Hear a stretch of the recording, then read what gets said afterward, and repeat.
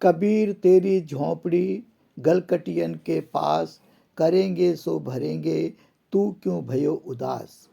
श्री गुरु कबीर साहब की वाणी के इस शब्द में से एक तुक करेंगे सो भरेंगे समूचे अटल कर्म सिद्धांत को परिभाषित कर रही है। कर्म प्रधान विश्व रच राखा, जो जस कीन तास फल चाका। यह कर्मा संदड़ा खेत है कि यहाँ जो बीज डालेंगे उसी की फसल के हकदार होंगे।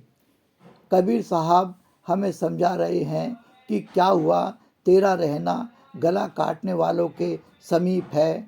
तेरे घर के पास जानवरों का वध किए जाने से तुझे दुखी होने की ज़रूरत नहीं है, लेकिन सबक लेने की ज़रूरत है कि अपने कर्मों के कारण यह जीव मारे जा रहे हैं। जो जैसा करेगा वैसा भरेगा, जैसा बोएगा वैसा काटेगा।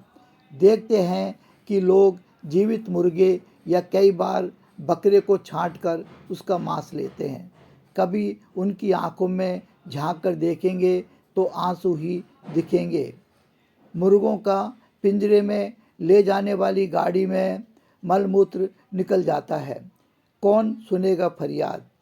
कसाई बकरे को अपनी दुकान पर लाता है तो उसे एहसास हो जाता है और मिमियाने लगता है, लेकिन कौन सुनेगा फरियाद।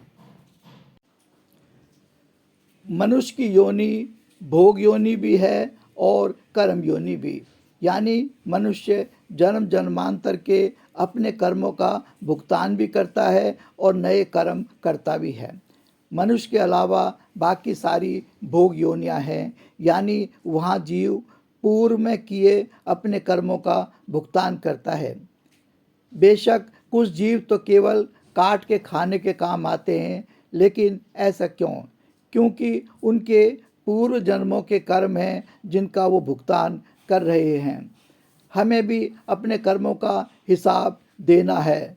जब कर्मों का हिसाब देना ही है, कर्मों का बोझ उठाना ही है, तो क्यों ना कम से कम बोझा हो जिसे आसानी से उठाया जा सके।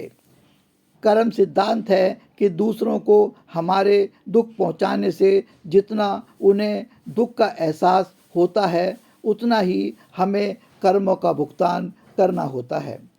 वनस्पति जगत में सुप्त प्राय मन को दुख का नाम मात्र एहसास होता है, तो कीड़े मकोड़े, पक्षी, चौपाए के उत्तरोत्तर तथा मानव के पूर्णतः जागृत मन को अधिकाधिक दुख का एहसास। यह प्राकृतिक है। पेट भरने के लिए जीव हनन तो होगा ही, तो क्यों ना शाकाहारी जीवन यापन कर कम से कम कर्मों का बोझा उठाएं।